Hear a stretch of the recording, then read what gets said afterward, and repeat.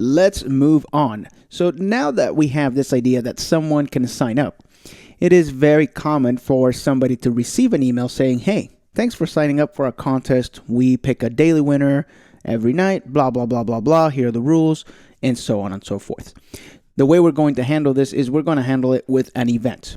So when the email gets entered, we'll go ahead and fire an event and move on from there. Now, several different ways that we can do this, and we're going to take a look at a couple of them.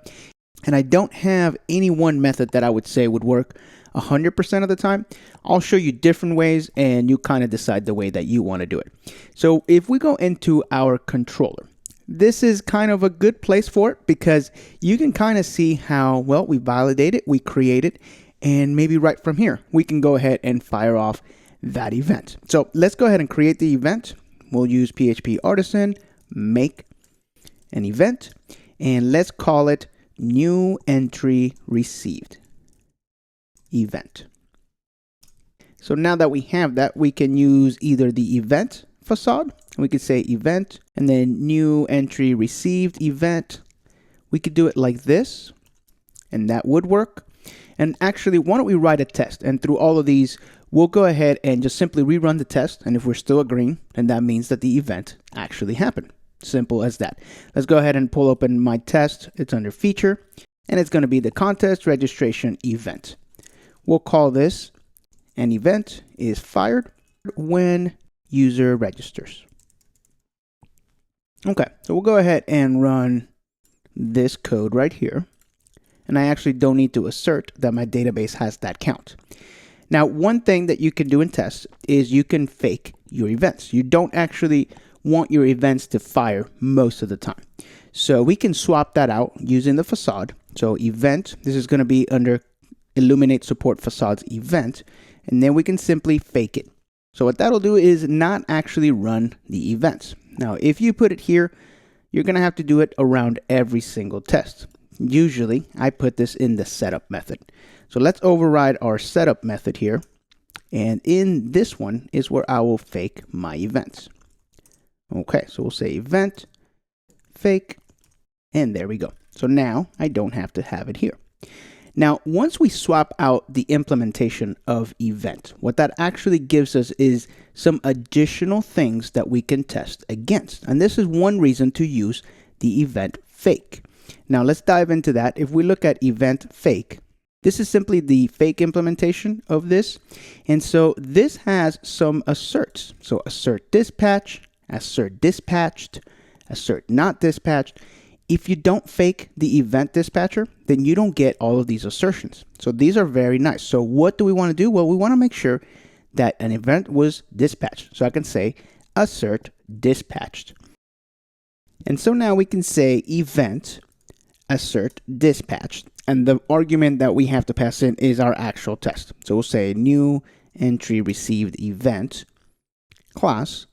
And now let's run our test again. There we go. We have one passing test. Sanity check. Let's go ahead and disable that line. And now we fail, so we are good to go. Okay, since I said we're going to do this in several different ways, I can actually also do the following. If you don't like this syntax, you can do this instead. Instead of class, you put dispatch here.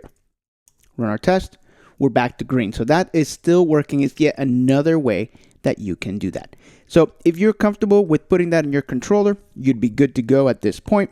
Now we do need to handle it. So of course we'll use a listener. We'll get to that in just a second. But what is another way that you can do it? Well, every single model has listeners built in. And so on this contest entry, let me go ahead and open that model up.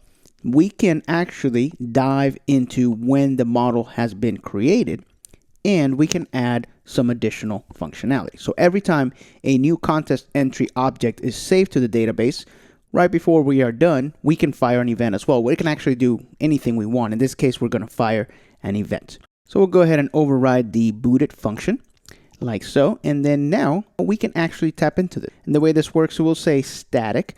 When you are created, then we're going to pass back a callback. Okay, so we'll add a callback right here. And that is going to accept our actual model, right? So that is going to be passed to us. So we'll say contest entry. I won't really need it, but that's okay. And what I'll do in here is I'll go ahead and dispatch this exact same event. I'll move this here.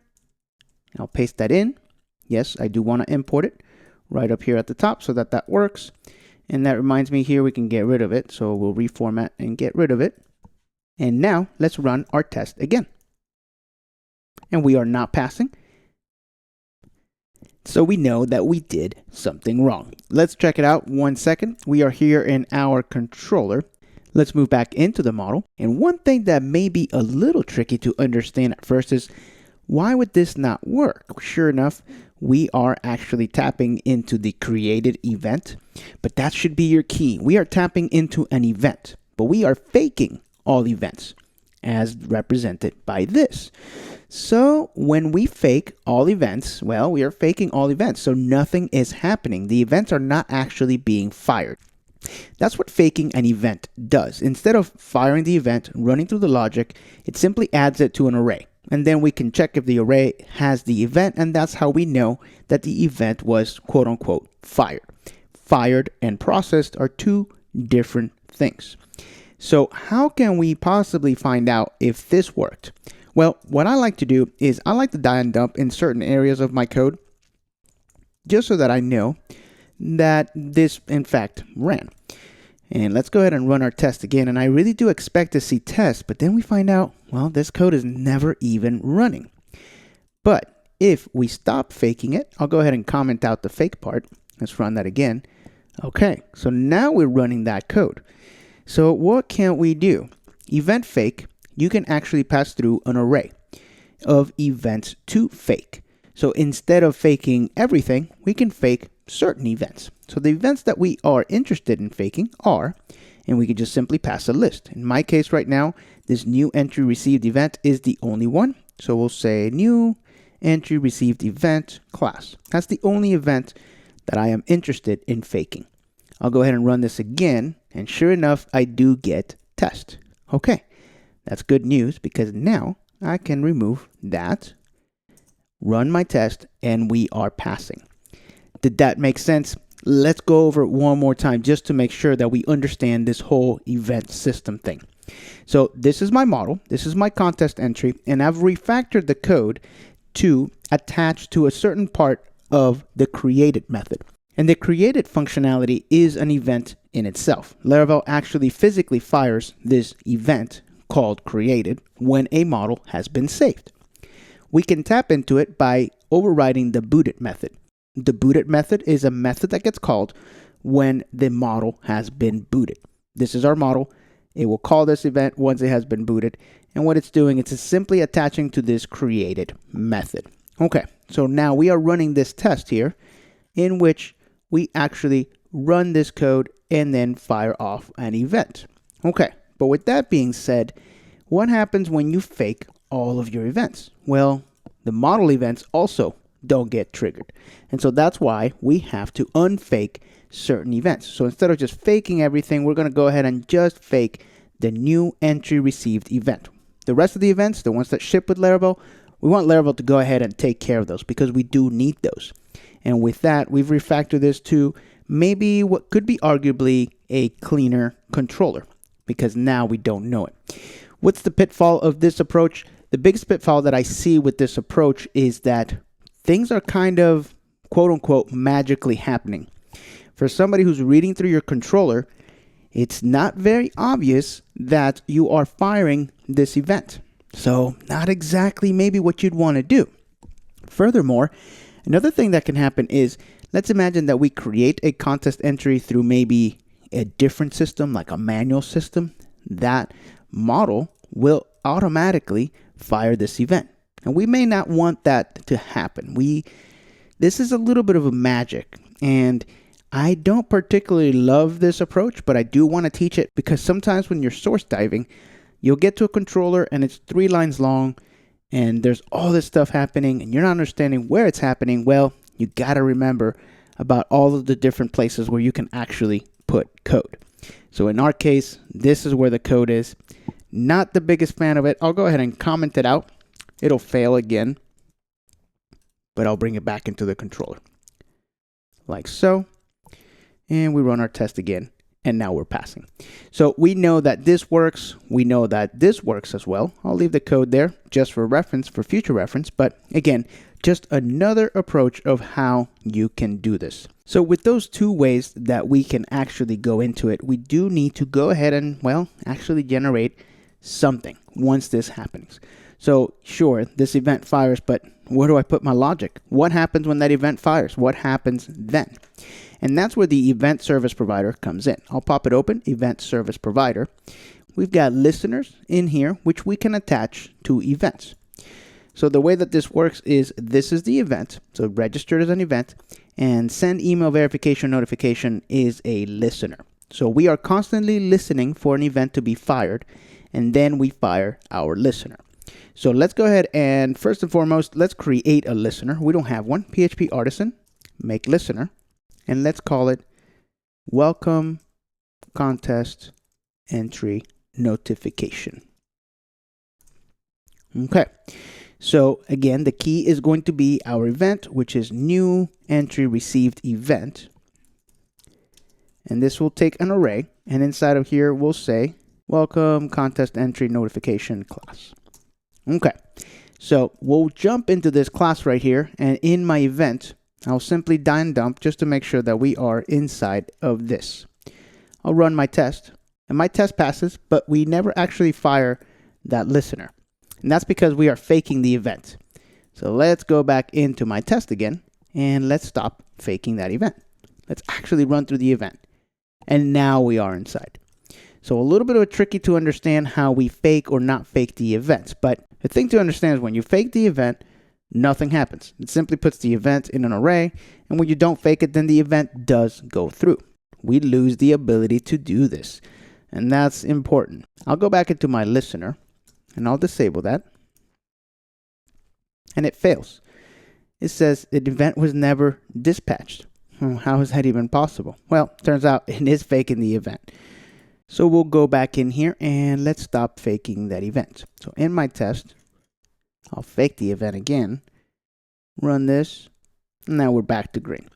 So a little bit of a tricky thing because, again, sometimes we want to fake it and sometimes you don't. But we still want to test the functionality of a listener.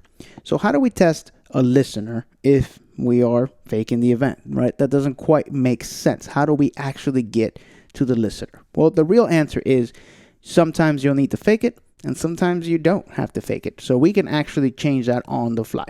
So an event is fire when the user is registered. That is correct. We do want that to happen. But then we want to make another test where a welcome email is sent.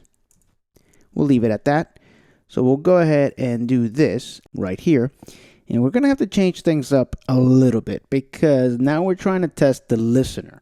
So let's do something. Let's move this code back into this test and only this test. Otherwise, I won't be able to test the listener. If I go into my listener, remember that I have this and up of inside, right? So I do want to be able to see that. Let's go back to the test. Once I run this code, that should pop open. Let's go ahead and run it. And there we are. So we are running our listener. If we are faking all events, that simply will not happen. And what I'll do is I'll copy this code over here just to test it out. And you see, notice that it didn't work. Okay, let's go ahead and get rid of that. Back to this. And sure enough, we are inside. Let's create a mailable. So PHP artisan make mail. And we'll call it welcome contest mail. And I do want this to be a markdown mailable. So I'll say -m. And I do want this to be a markdown. And don't forget, if you ever forget what is available to you, you can say PHP artisan help and then make mail. Like so. And again, I do want this to be a markdown. So -m. And then we need to pass through where the markdown is going to be. All right, so I'll go ahead and get rid of this help. So PHP artisan make mail -m. And then this is going to be under emails.welcome. Whoops, I forgot the name. Okay, so this is going to be welcome contest mail. There we go. So that's created two files for us. Now we have a welcome contest mail And in your resources, we are going to have some emails and that welcome.blade. Okay, so this is what I'm interested in, the welcome contest email. I want that to be sent whenever this notification happens. So what I will do here is I will say mail, and this obviously needs to go to the user. How do we get that? We'll get back to that in just a second. But to that person, we are going to send a new welcome mail like that. Okay, so how do we get the email address? Well, we are receiving the event. And what I'll do here is I'll dump the event just to show you what I have. Now this is gonna flux, so I'll just put in a string right here. Otherwise, we're gonna get a PHP error. Let's go ahead and run that test again. And there we go. So we have a new entry received event. That's what we are receiving right here. So let's go back into the new entry received event. And this has nothing. We're not passing anything through. So let's go ahead and fix that. So whenever my event is dispatched, you can pass any data that you need to your event. So let's go into my controller, right? That's where we are dispatching this event. And I want to pass through my contest entry. We are currently not saving it. So we'll say contest entry, and then we'll save it as a variable. And now we can pass it through as contest entry. Just for point of clarification, let's go ahead and dump that contest entry at this point. And if we run that, there it is. There's my contest entry, which has the email. Perfect. Let's back up again. So now, again, my event gets fired, it gets dispatched, and we're passing through contest entry. So in my event, in my constructor, I can now receive this contest entry. Now, if you want to be super explicit about it, you can say that this needs to be of type contest entry, and that could potentially save you some errors down the road. So I do recommend that you make that available. Now, I need to save this on this event. So let's go ahead and just do that automatically using PHP Storm.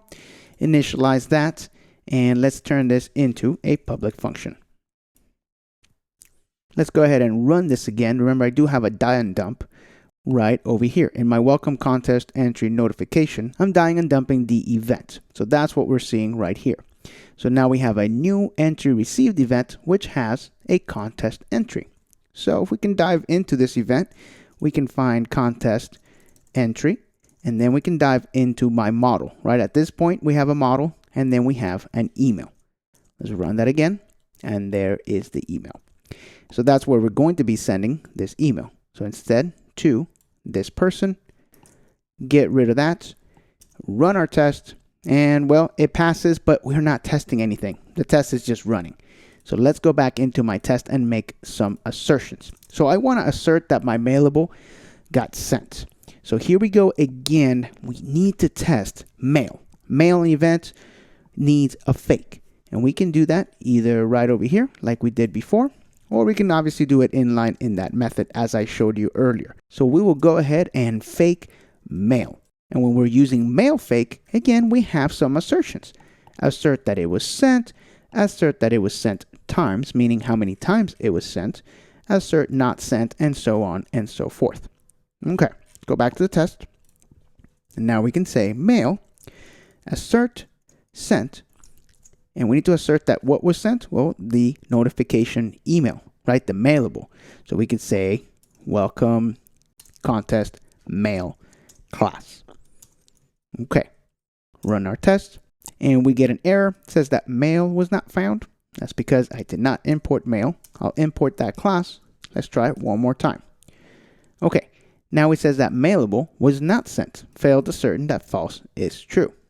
Interesting. I wonder why. First thing I would do here when we are diagnosing this is add some die and dumps. We want to know where is it not running properly. So let me go into my notification here into the handle method. And actually, you know what? Just looking at it, I already know what it is. But let's go ahead and make sure that we are inside of here. We'll go ahead and run that test, and sure enough, we are. But if you notice, I forgot to import mail. So that's interesting because notice how this error here, it's not quite a usable error. This is not even the error of this class is not even existing. Here's one thing we can try for when that happens is we can disable exception handling as we've done before. And let's see if that gives us a different error. And it does. Class listener's mail was not found. Obviously, mail should be the facade. Sorry, not there. This one here. So let me go ahead and import that class. I'll clean this up. And let's run that test again. Now we're passing, which means that I can get rid of this without exception handling. We'll run that and we are good. We can run the whole suite here, this whole entire contest registration, and we are good to go. So we can now enter an email. An email is required. An email needs to be an email. An event is fire when a user registers, and a welcome email is sent. So pretty cool. In this episode, we really did some diving into how to structure an application, how to structure a real application. And this is typically how I do it. I do like to keep this in my controller until I feel like, well, it's just too cluttered.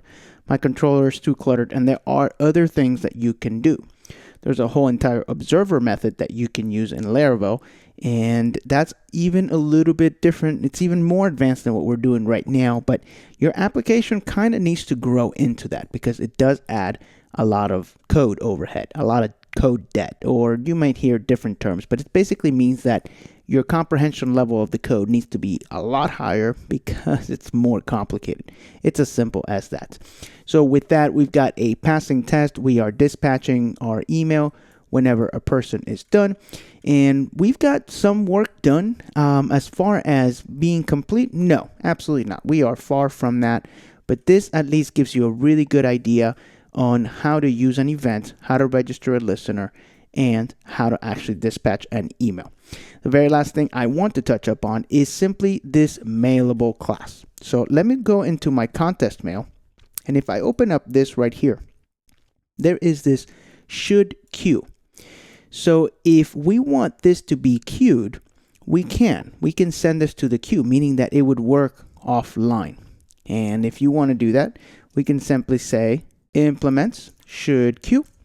And now this would queue. And this would make our test fail. And why would that be? Well, it's because there are different assertions. And there is a hint right here. Did you mean to assert queued instead of sent? So when we are testing, this assert sent is for emails that are not going to be queued. If you're going to be queuing an email, meaning you're going to be putting it off as a different job, as a separate entity, then you need to use assert queued. And if we make that change, now we are back to passing. So keep that in mind. Assert sent and assert queued, very similar. The biggest difference just being that it depends on whether you are queuing your emails or if you're actually sending them through at that moment. We're going to touch up more on queues and when things should be queued and what queues even are. So if that went over your head a little bit, don't worry about it for now. We will explore that in this series. So with that, we'll wrap it up for this episode. Thanks so much for watching.